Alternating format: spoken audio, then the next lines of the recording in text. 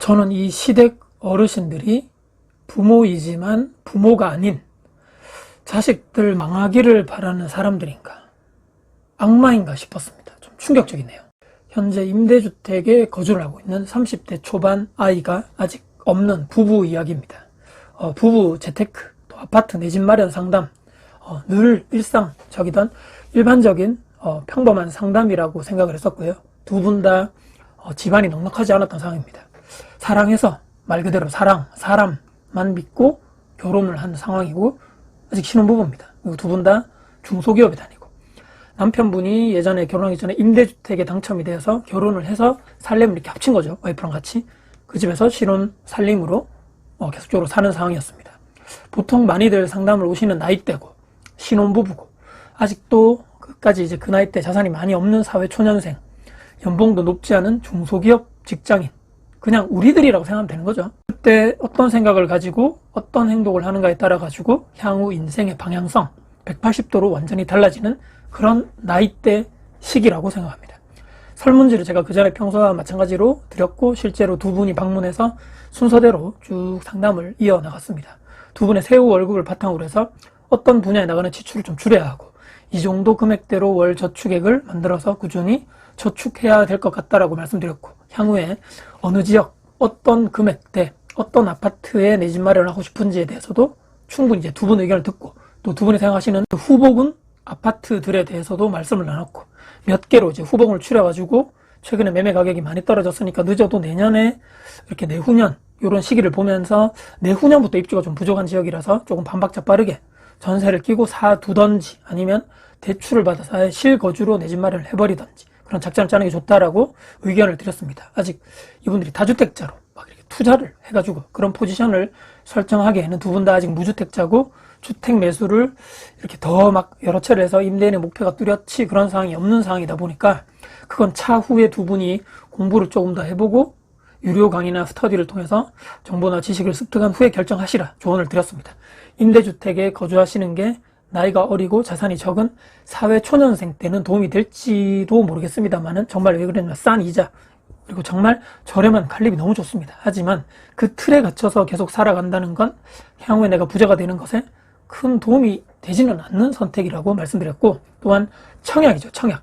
그 부분에서 두 분 다 약간 좀 부정적이셨는데, 청약 통장도 있고 무주택 신혼 특공 계속적으로 정책상에 대한민국이 결혼을 장려를 하고 출산을 장려하는 정책 쪽으로 갈 것이기에 청약 또한 공부도 하고 관심을 가지는 것이 좋겠다라는 의견을 드리고 상담을 마무리하려고 하는데, 아내분이 조금 어렵게 하나만 더 의견을 여쭙고 싶다, 고민을 정말 많이 하시고 말씀하신 것 같아서 편하게 얘기하시라고 했더니만, 거기서 나온 이야기가 바로 고부 갈등이라는 단어입니다. 결혼한 지 얼마 안 됐는데 벌써부터 고부 갈등이라? 무엇이 문제일까? 그래서 남편분 얼굴을 딱 봤더니만 당황한 기색이 역력한 거죠. 혹시 말씀 안 하신 게 있냐라고 했더니만 이야기가 길었는데, 중요한 부분만 요약해서 짧게 정리를 해보면 시부모님이죠.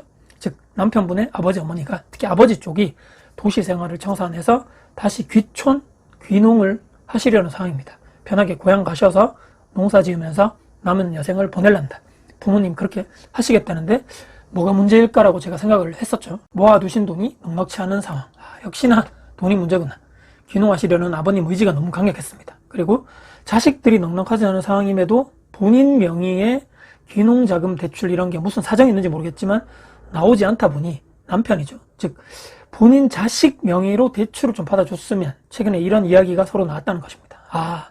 진짜 보통 심각한 문제가 아닌데, 남편은 그래도 우리 부모님인데 해주는 게 맞는 거 아닌가?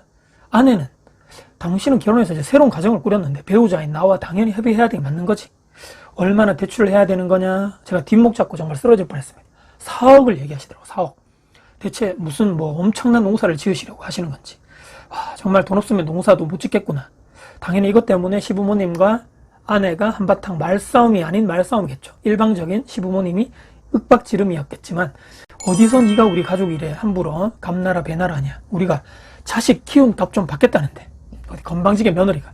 최근에 이 문제가 심각하게 대두되고 있던 상황이었다고 했습니다. 자식 키운 값 얘기 나왔습니다. 4억. 아내분이 당연히 고민될 만한 심각한 내용이었고, 결혼, 즉 혼인기간을 저는 파멸로 이끌 수도 있는 심각한 문제라는 생각이 들어서 이 부분에 대해서는 제가 제3자지만 남편분께 확실히 말씀드리는 게 좋을 것 같았습니다. 부모님 노후를 챙겨드리고 싶은 게 모든 자식의 마음일 것입니다. 하지만 새로운 가정을 만든 남편분, 아내분과 배우자죠. 당연히 이런 문제를 사전에 상의하는 게 맞는 거죠. 신혼 초부터 빚으로 시작하는 게 옳은 거 맞나? 내 집 마련하면서 부동산 담보대출 받아서 둘이 열심히 일해서 벌어서 모아 갚아 나간다면 그것은 박수 받아 저는 옳은 일이라고 생각을 하지만, 시부모님 귀농자금 대출? 그것도 결혼한 자녀 명의로? 정말 저는 심각하게 고민해 봐야 된다고 생각합니다. 입장을 바꿔가지고 아내분이, 그러니까 장인 장모님이겠죠, 급한 돈이 필요해가지고 사업을 대출받아 드린다 하면 그것도 상의 없이 부모님이 필요한데 당연히 내가 해드려야지. 아내가 만약 그랬다 했다면 남편은 어떻게 했느냐, 이해할 수 있는가? 자, 이 문제는 단순히 남편 본인만의 문제가 아니고 아내, 즉 귀한 딸내미 시집 보낸 장인 장모님과도 관련된 심각한 문제가 될 수밖에 없다. 왜? 최악의 경우를 생각했을 때 그 빚, 대출 누가 다 갚아야 하나? 남편분 본인만 다 갚는 게 아니고 아내분도 같이 갚아야 되는 거죠. 빚 없이 시작해도 지금 둘이 벌어서 모아서 집 사고 애 키우고 하기도 버거운 상황에서 빚을 안고 시작한다. 그것도 부모님 빚을 부모라고 무조건 해줘야 된다. 이건 옳지 않다.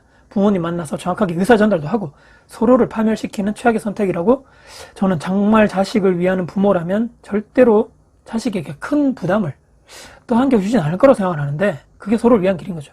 냉정하지만 굳이 큰 빚 져가면서까지 귀농을 하시는 게 맞는지, 빚 없이 귀농을 하셔서 작게나마 농사 짓는 방법이 없는 건지, 그 부분에 대해서도 부모님과 대화를 해보셔야 한다라고 얘기했습니다. 지금부터 10년간, 30대 초반이죠 이번이, 30살부터 40살 두 분이 월급 받아서 그 돈을 모아서 시드를 통해서 어떤 경제적인 의사결정을 했는가에 따라서 남은 60년의 인생이 결정된다 해도 과언이 아닌데, 귀농자금 대출이라니 어불성설이라 얘기했습니다. 남편분 정신 똑바로 차리시고 중간에서 역할 확실하게 해주시고, 특히 며느리가 반대한다 해서 대출 안 된다 이런 말 안 나오게 본인이 생각해 보니까 이건 아니겠다라고 확실하게 부모님께 의사전달 하시는 게 저는 가정의 평화를 가져올 수 있는 유일한 길이라고 얘기했습니다. 지금 당장은 부모님이 화내시고 실망하시더라고 어쩔 수 없습니다. 아내와 미래에 생길 그 자녀들이 우선인 거죠. 그것을 이해하지 못할 부모님이라면 절대로 돈 거래, 빌려주고 보증 서고 대출 받아주는 것 하지 않는 게 전 최선이라고 생각하고요. 잘 생각해 보셔라. 입장을 반대로, 이제는 결혼해서 독립된 가정을 꾸린 사람이고 성인이기에 본인 선택에 항상 책임을 잘 지는 사람이 되었으면 좋겠다. 그 선택으로 인해서 남의 귀한 딸까지 같이 지옥으로 막 끌고 가지 않았으면 좋겠다라는, 이렇게 제가 말씀드리면서 상담을 종료했는데, 그 뒤에 어떻게 되었는지 저도 얼마 시간이 안 됐기 때문에 저도 궁금하네요. 여러분 어떻게 생각하십니까? 이렇게까지 부모님께 말했는데 부모님이 화내시고 막 그렇게 한다면 저는 부모가 아니라고 생각합니다. 저는. 결혼한 자녀의 미래를 생각한다면 대출 이야기를 꺼내지도 않았을 건데 말입니다. 오늘 영상 이렇게 마무리가 좀 이렇게 약간 이렇게 속 시원하지 않게 끝났는데, 무겁지만 이렇게 영상을 마무리하고 혹시라도 다음에 피드백이 연락이 온다면 다시 한번 여러분들께 공개를 해드리도록 하겠습니다. 오늘 영상 도움 되셨다면 구독, 좋아요, 알람 설정, 댓글 주시고요. 주변 분들께 영상 공유해 주신다면 저에게 항상 큰 힘이 될 것 같습니다. 오늘도 정말 화이팅하는 하루 되시기 바랍니다. 여러분들 화이팅입니다.